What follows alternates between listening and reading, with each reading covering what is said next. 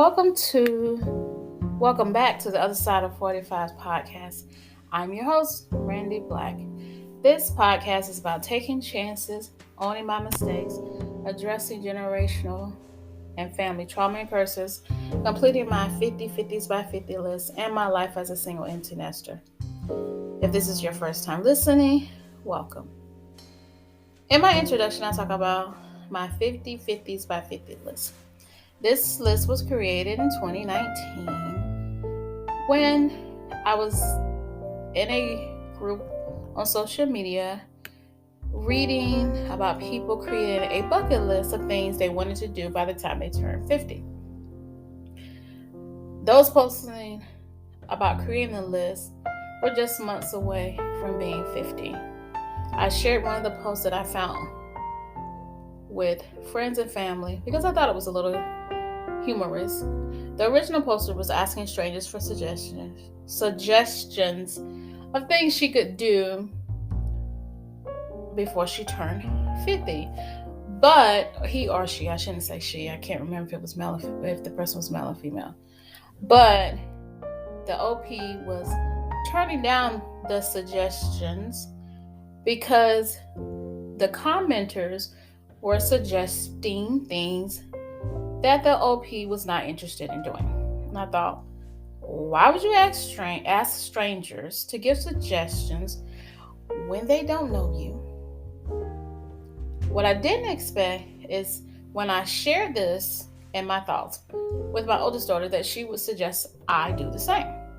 So in 2019, I had 5.5 years before I would turn 50.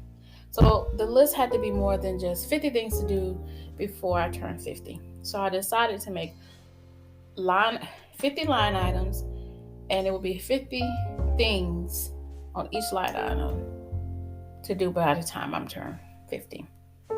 And that's what this podcast is about. Now, I've made a few modifications to the list since then, mostly because it was difficult when I originally created the list. I think I got to like 45, 7, I can't remember. And then I was like, okay, what else can I add?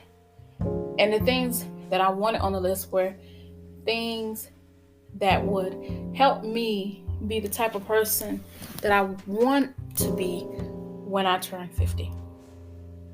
So it wasn't just a list of things. It was a thought out list that would help me change and add things to my life so that when I turn 50, I can say, yes, I have lived my life to the fullest. I've made modifications that need to be made. You get it. Anyway, but I've been working on this list actually since 2019. And that's important to know because sometimes I forget that I've been working on it since 2019. I haven't done a whole lot, but I'm on pace to complete the list by the time I turn 50. I even created an album on Facebook so that I can add pictures of things that I've done that are listed. And last week, I updated that album on Facebook when I attended the McKnight concert. Now, attending this concert falls under 2 categories on my list. Number 10, attend 50 events. And number 43, do something fun with my daughters.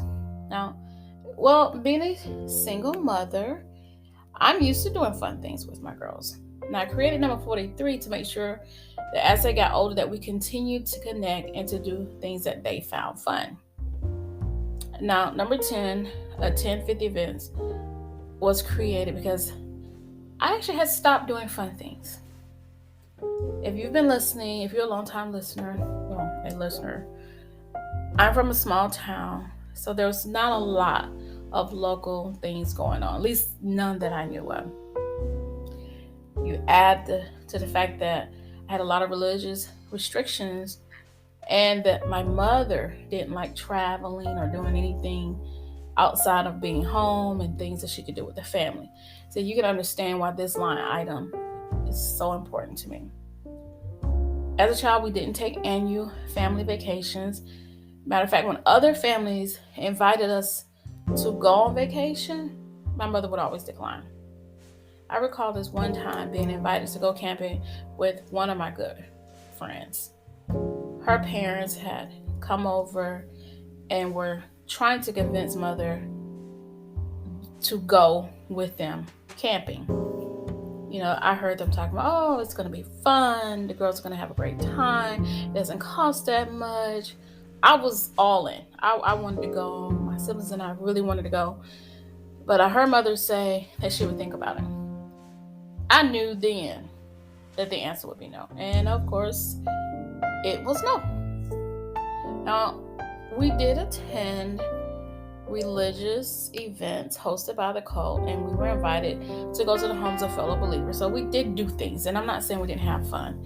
It was just very structured and very limited. Now, prior to joining the cult, as a very little young girl, we would go to the Christmas parade that was held downtown. I love attending the Christmas parade, mainly because they used to throw candy. They were throwing candy at children. Now, side note, my daughters and I still love parades. Well, then they love parades. And they probably love parades because I would take them to every parade in Metro Atlanta that I knew about and could get to. Not only do we attend a lot of parades, my daughters also participated in many parades themselves. So I was able to see my daughters on floats and walking in parades for years. So very exciting for me. I recently saw someone from my hometown post on social media about the Chilin Strut. If you're not from South Carolina, this may seem like a strange event.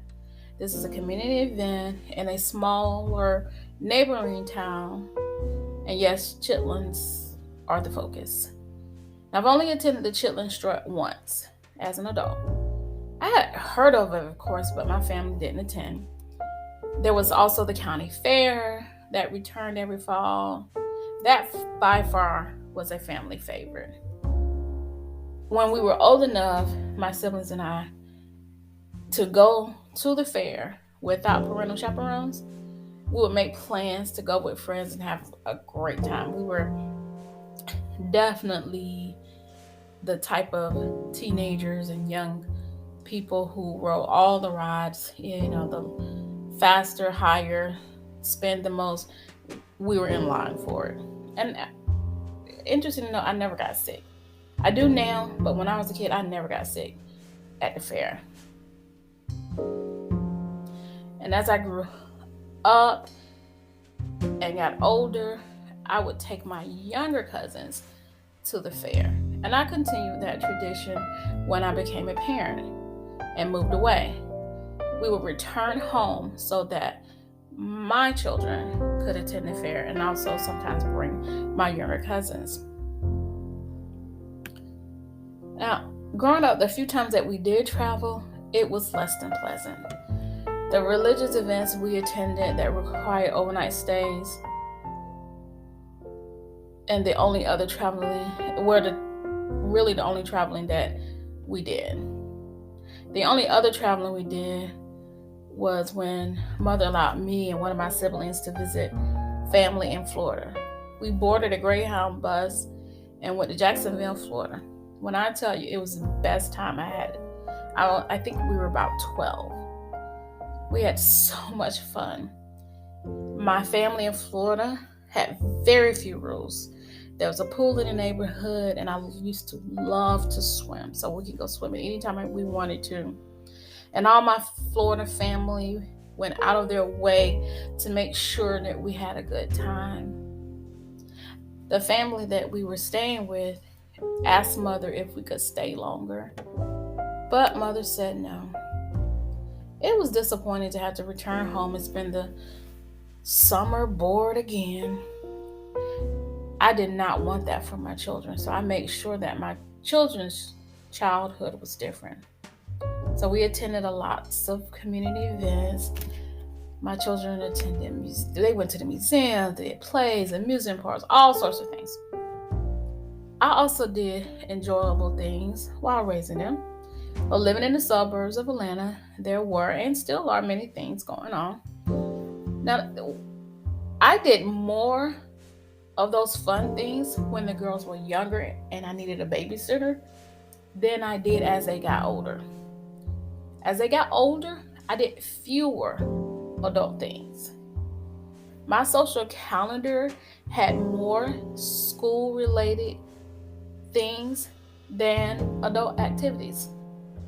I stopped going to wine tastings and replaced that with wine with friends after PTA meetings.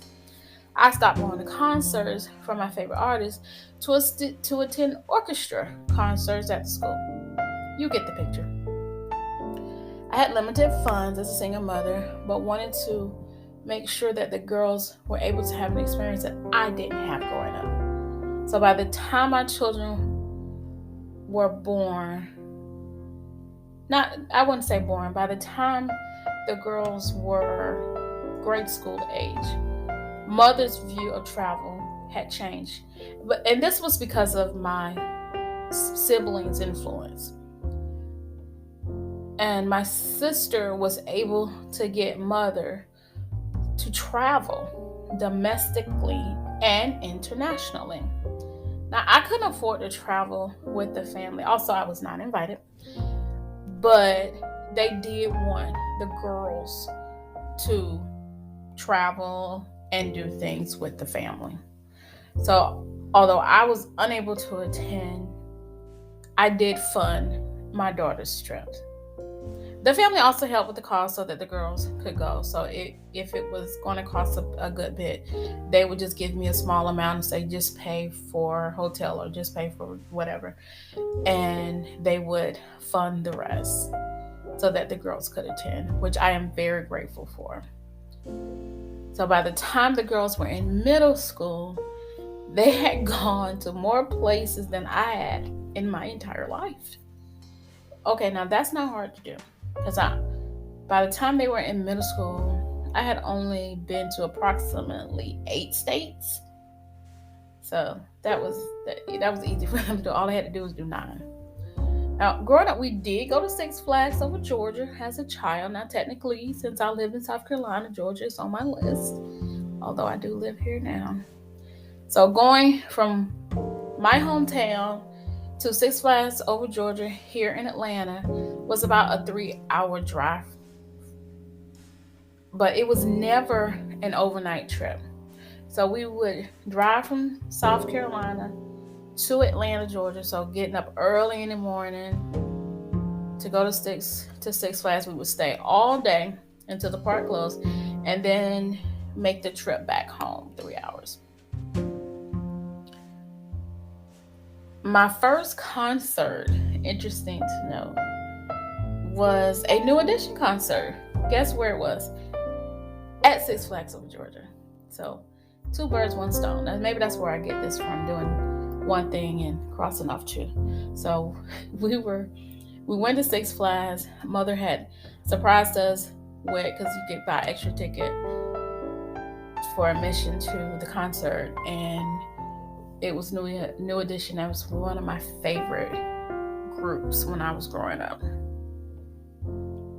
So that was fun. Although being with them was not that fun because they policed everything we did at that concert.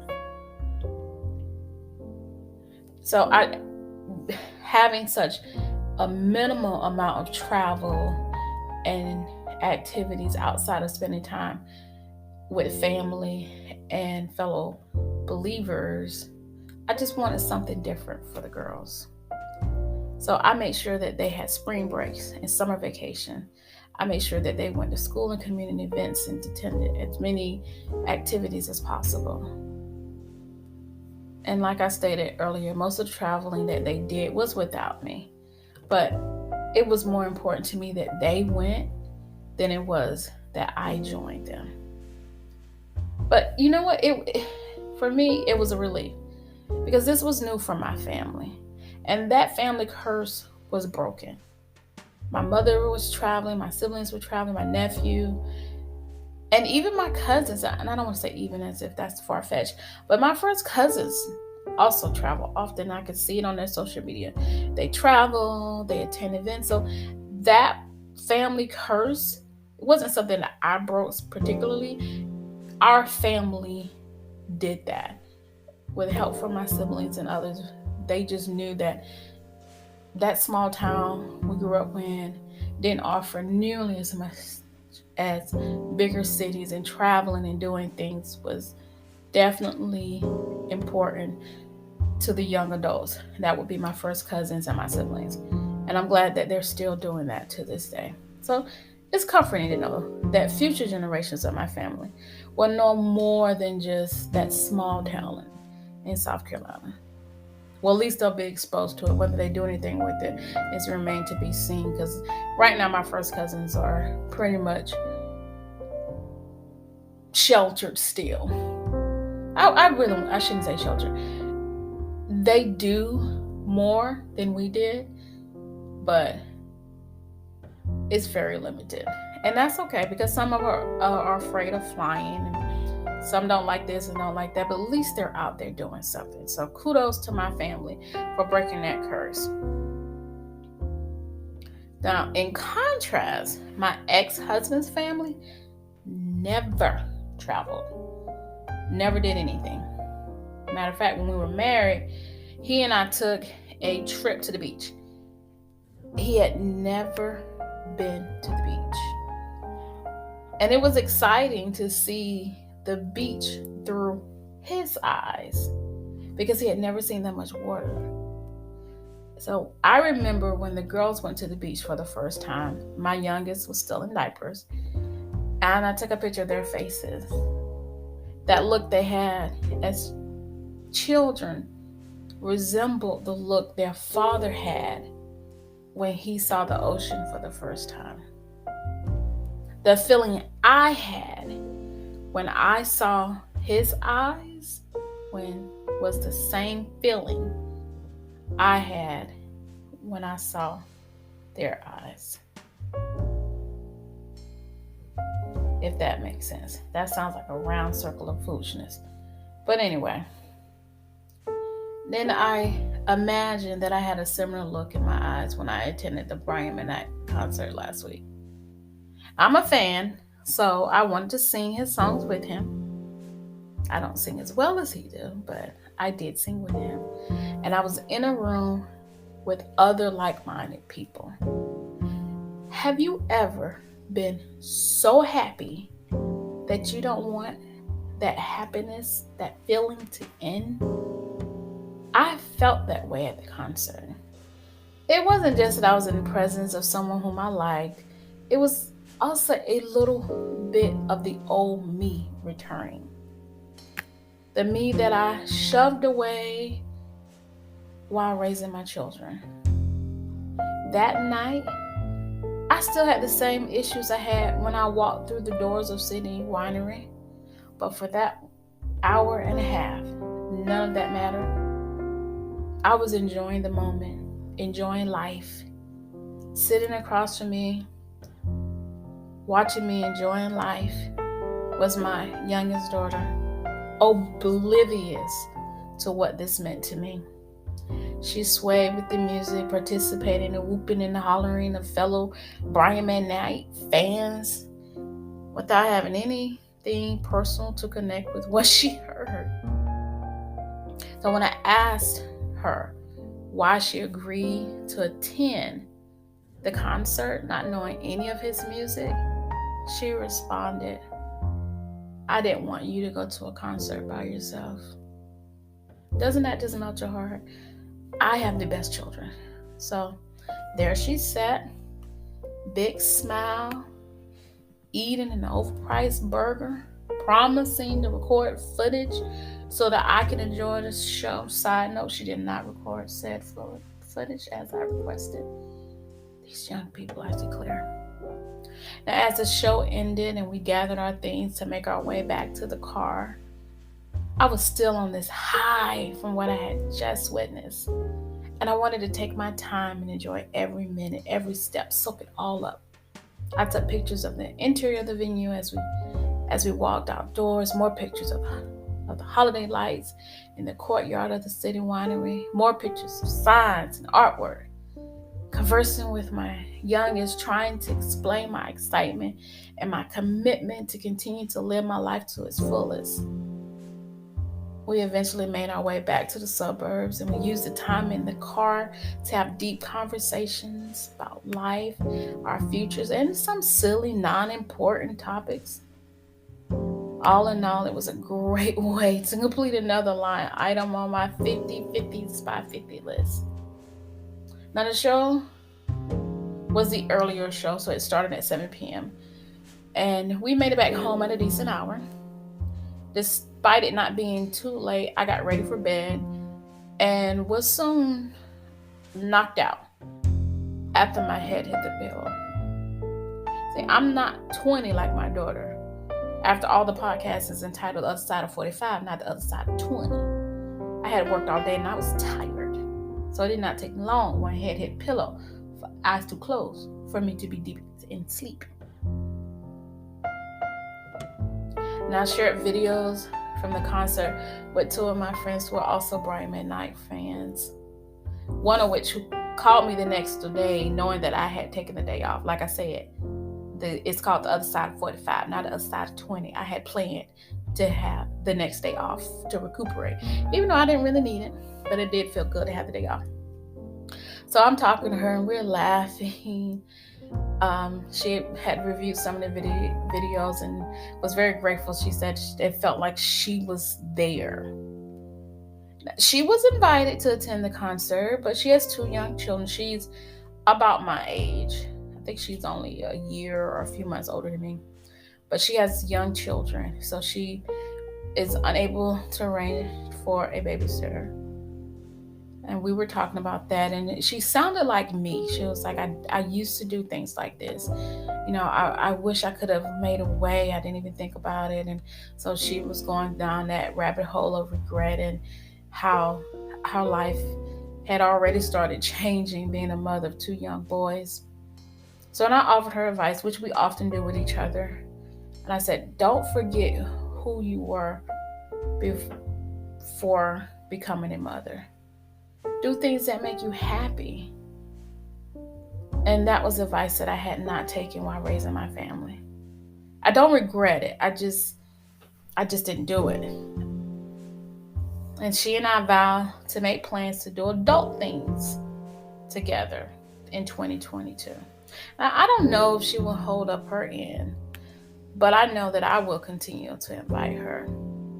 We even talked about going back to City Winery for the Poetry versus Hip Hop, which is on January 10th, 2022. January 10th is also my birthday. I brought that up because when I was with my youngest and we read that, I thought it sounded like something that my girls would enjoy. And it's definitely worth looking into. Attending that concert with my daughter aligns with number 43, doing something fun with my daughter. And number 10, attend 50 events from my 50/50s by 50 list.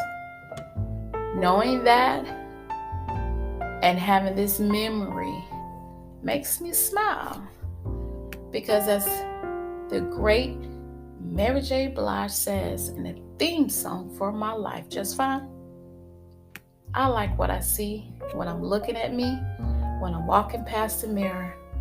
Don't stress through the night at a time in my life. Ain't worried about if you feel it. Got my head on straight. I got my vibe right. I ain't gonna let you kill it. You see, I wouldn't change my life.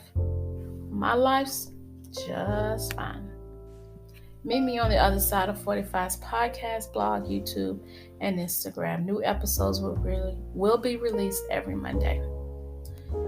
So, just when I thought I had everything worked out to post Vlogmas on the Other Side of 45's YouTube, I ran into another technical issue.